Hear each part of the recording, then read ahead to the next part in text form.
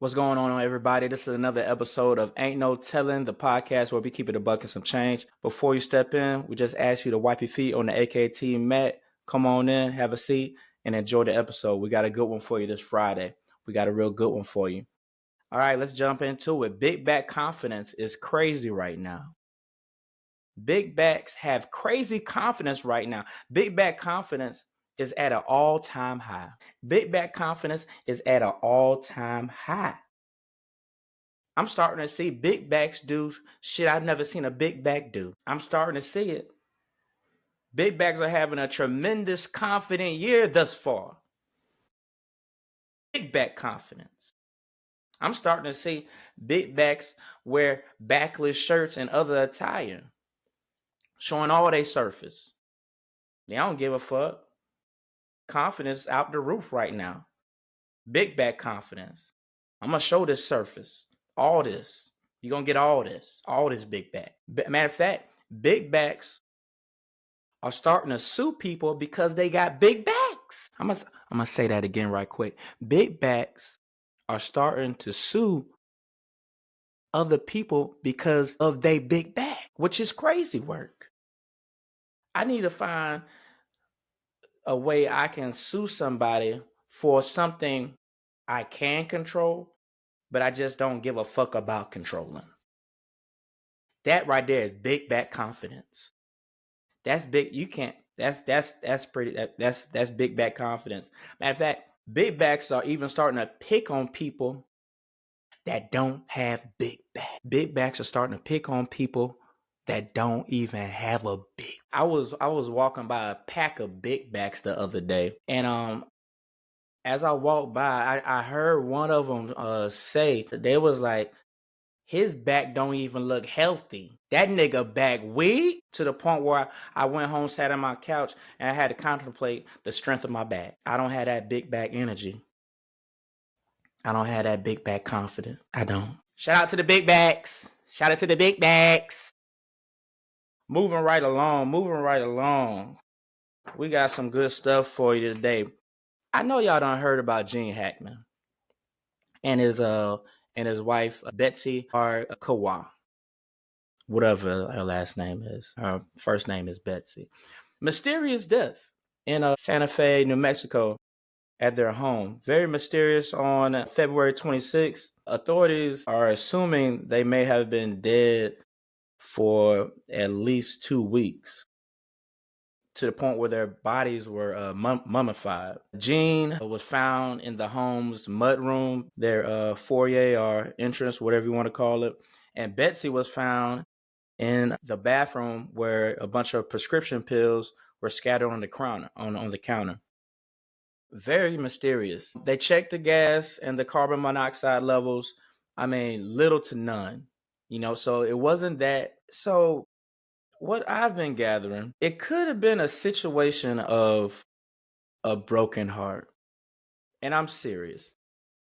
They're saying what could have happened was that Gene Hackman could have went upstairs to the bathroom and seen his wife Betsy passed out with a bunch of pills on the counter. And the cause of that, all that stress where he went downstairs to try to get help, he may have collapsed. He was already having heart issues. So they're saying it could literally be a case of dying from a broken heart. Betsy was a musical prodigy and an American pianist. And Gene Hackman was a great American actor known for one of my favorites, Enemy of the State.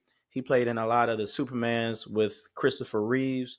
And he also played in a really good one called The Poseidon Adventure. Very, very sad for all his family and friends and also fans. Also, the dog died. They had 3 dogs, and one of them died. 2 of them survived. So I'm wanting to hear the autopsy and some more information, because that's just mysterious to me. Yeah, with no gas or no carbon monoxide detection. Yeah, I mean, Gene was up there. Gene was about, I want to say they said Gene Gene was 92 or 94, and the wife was about 63. So yeah, Gene was up there. The wife, 63 nowadays. You still pretty young. You are young. You are young. So they're saying right now it could be just dying of a broken heart. Just Gene going upstairs and finding his beloved wife, lying on the ground. I can only imagine what type of stress that would cause, someone in their 90s when he's going downstairs to try to get help. And then, unfortunately, he succumbs to that stressful moment. But RIP to Gene and also Betsy. We got another report of a passing that I have to get through because she is a fellow Columbia, South Carolina native. Stone passed away. The great Angie Stone, after performing in Alabama on last Friday. Stone was with 9 other people traveling to Atlanta in a Sprinter van when the vehicle flipped over and then was hit by a big rig. Everyone survived except for Mrs. Stone. Passion for music began at a young age. She's celebrated for her unique blend of R&B, soul, jazz, and gospel. She also wrote for as well as collabed with artists such as Mary J. Blige, Alicia Keys, and Lauryn Hill. One of my favorites that she wrote and performed, "Wish I Didn't Miss You." And to be honest with you, we wish we didn't miss you either, Angie, because you are missed and loved. She was 63 years old. RIP to Angie Stone, one of the great vocalists in my time, and she definitely will be missed. RIP Angie Stone. I believe I looked up, they having funeral arrangements in Columbia, South Carolina, March 15th. That's a Saturday. All right. On a lighter note, had to get it out the way, had to pay my respects. On a lighter note, self-checkout lines. Self-checkout lines is some of the most fucking bullshit concepts in the whole damn world. So you trying to tell me I gotta buy my own damn groceries and bag them motherfuckers too? Is that what they are telling me that? I don't even know why I'm asking you that rhetorical question, because I know that's what they telling me. They're telling me that I need to bag my own damn groceries and I need to buy my own damn groceries and bag them motherfuckers too. I'm not a motherfucking employee. I'm a customer. Treat me as such. A nigga in McDonald's ain't gonna make me pay for a Big Mac and tell me to head to the back and start flipping burgers. I don't believe they do that in McDonald's. When I pay for a Big Mac, I don't go to the back and start flipping some burgers. I pay for it, and then they cook the damn burger and then bag it and then hand it to the customer, which is me. I'm not the employee. That's some lazy ass shit. And it's going on everywhere. CVS, damn, Publix starting to do that shit. And Publix used to stand on business when they talked about customer service. Now they fell into the trap. And one of my favorite grocery stores, that's the one that pissed me off. Kroger on Ponce. I'm putting names on shit today. Fuck it, I don't care. Kroger on Ponce. Them motherfuckers. I go to the I have to go to the self checkout line because for one, they only have 2 regular registers open, and they full. They got 16 people in them. Shit, the self checkout line, goddamn, 15, 16 people waiting. So it's all a line. But with the self checkout line, you still gonna have to wait on an employee, an associate's assistants, if you buy alcohol.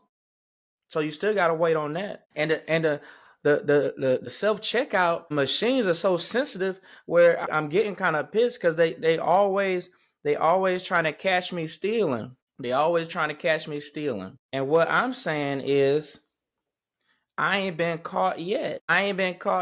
Loss prevention is on my ass when I leave. But what y'all doing is when y'all have those self checkout machines, y'all putting me in a position to fail. Y'all know niggas gonna try to damn steal out the damn self checkout. Just bring my shit up. Damn. Trying to set me up for failure. Y'all know what niggas about to do. Just open up some more regular registers and check motherfuckers out. You gotta worry about me stealing my damn avocados and some breakfast biscuits. You gotta worry about that. Just open up some other registers so I can damn, you know what I'm saying, give the items to an associate. They ring my shit up. I pay for it, they bag it, and then I'm out. That's it. Sounds simple enough. Stop being lazy. Try and get a nigga caught up. You ain't gonna catch me, though. I'm good at what I do. You ain't gonna catch me. You ain't gonna catch me. You not. All right. So apparently, Daddy Yankee has filed a $250 million financial mismanagement and defamation lawsuit against the ex-wife and her thieving ass sister. Yeah, the ex-wife and her thieving ass sister. Ex-wife and her thieving ass sister improperly withdrew $100 million from companies before being forced to relinquish control under court order. Danny, I ain't gonna call you Daddy Yankee. I ain't gonna just say one part of your name. If I say the first part, I can't even say the last part of your name. It just you gotta say it all together. Daddy Yankee, I could have told you about this shit. First of all, you got your wife giving you the buns and watching your muns. I'm gonna say that again. You got your wife giving you the buns and watching the muns. That's a conflict of interest. You don't think she was plotting on you the whole time? Of course she was. That's a conflict of interest. You should have separated that from get-go. She probably asked you to be your manager while she was giving you the buns. Therefore, she could watch the muns. That's a rookie mistake, man. And then you know the sister's always thieving. The sister's always, because the sister gonna back up, you know what I'm saying, the other sister regardless, which I get. So she was ready. She was down. She was down to take all your millions. Yeah, you should have knew better than that, Daddy Yankee. You should have knew better than that. I would have knew better than that. I wouldn't have done that. I wouldn't have done that. I would have had a wife, and then I would have had somebody watching my finances, and they would have been separate. So I don't even know why you did that. Yeah, that was a bad. Yeah, why you do that? Yeah, you not supposed to have your wife that's giving you the buns watch your muns. That's just, I don't know. That's elementary to me. That's just elementary to me. All right, we got Raising Canaan is back. Raising Canaan is back, season 4. They just dropped the first episode today, and it was a solid episode.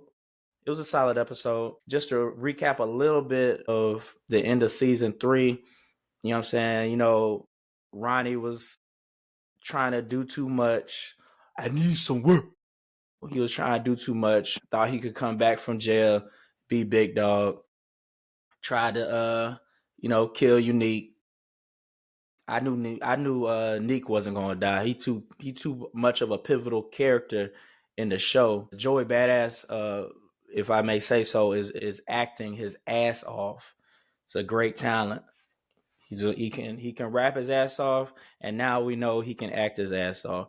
I fuck with Unique. I mean, I guess Rock had to shoot, Detective Howard, her baby daddy, because we all know DEFCON wasn't Kanan's father. It was Detective Howard. Shot him in the dome, you know what I'm saying? But he was kind of getting close to the FBI. The FBI was getting close to him. So she had to do what she had to do. Shot him, and then yeah, I'm not gonna do spoiler alert for the first episode of season 4, but at the end of the last episode of season 3, we all did see Unique, walk in after all that gunplay was happening in the warehouse. I will say this though: the first episode of season 4, you'll get a different perspective and point of view of how and before he walks in to the warehouse and discovers Detective Howard with a dome shot, and his whack ass brother Ronnie with a dome shot. So they ain't coming back. They ain't coming back. Another thing about the show that I like is the style is refreshing. That old late early oversized jackets. Jukebox is doing her thing with all the dope Ralph Lauren pieces she's rocking. And like, yeah, Kanan. I mean, they all Kanan, Rock, Juke, Marvin, and even bitch ass Lou. Yeah, Lou a bitch on the show. But Lou be putting that shit on. Lou can dress. Yeah, they be dressing Lou up. So Lou do his thing, as far as, what I'm saying, putting that wardrobe together. But like his character is a hoe. Hopefully he can find his nuts and get back to the script and be who we thought Lou was. But now we know he a bitch. My favorite character is Unique. I mean, just, you know, got the street smarts and he's intelligent as well. Uh, After Unique, my favorite one is Marv. Marvin is that dude because, first of all, I don't know how many meals Marvin can eat in one episode. That's all I'm saying. He must work out in between drug deals and eating because he not a fat brother. But Marvin is always eating. Every episode, Marvin either snacking on something or sitting down at a restaurant eating a whole meal. But Marvin's definitely my second best character on the show because, I mean, he gangster with it and he's hilarious as hell. Marvin be putting that shit on too. Marvin be they all be dressing, in their own right.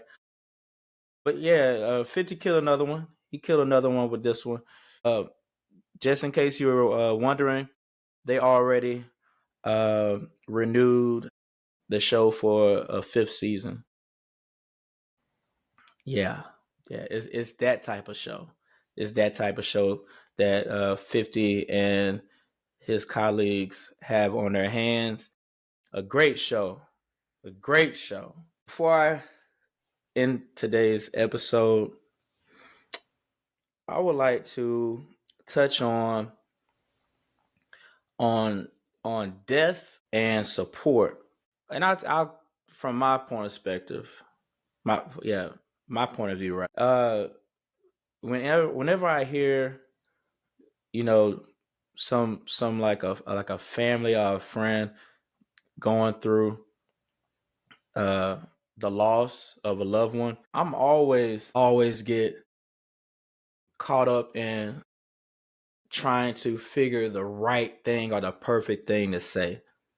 Always overthink it because I don't want to come off saying something cliche like everything gonna be okay. God don't make mistakes. I don't want to come off sounding cliche because I know that individual is hurting because of the loss of their loved one. So I want to say something, comforting with some meaning behind it. And it gets to a point where I'm overthinking so much where I'm even scared to reach out. And that's the cowardness in my decision. And I say that to say this: regardless if you think what you're going to say is perfect or not, it's more important to reach out and just make sure that your presence is felt and make sure that they know they have someone that's got their back during their time of need, because that's the most important thing.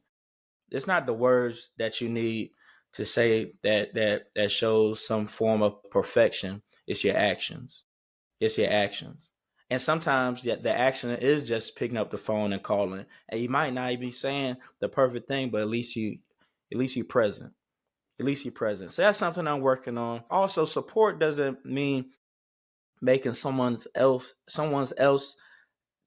tragic moment or someone else's time of need about you, because it ain't about you. Now, you have to find that sweet spot where you fall back enough, but you're close enough too, because you never want to make someone's tragic loss about you, because it's not. It's not. So keep the Facebook and social media posts to a minimum. Anything you thinking about posting about, God is good and we need to start living, because life is short. Take that same energy and call your loved one that's hurting. That's all I got for y'all today. Peace.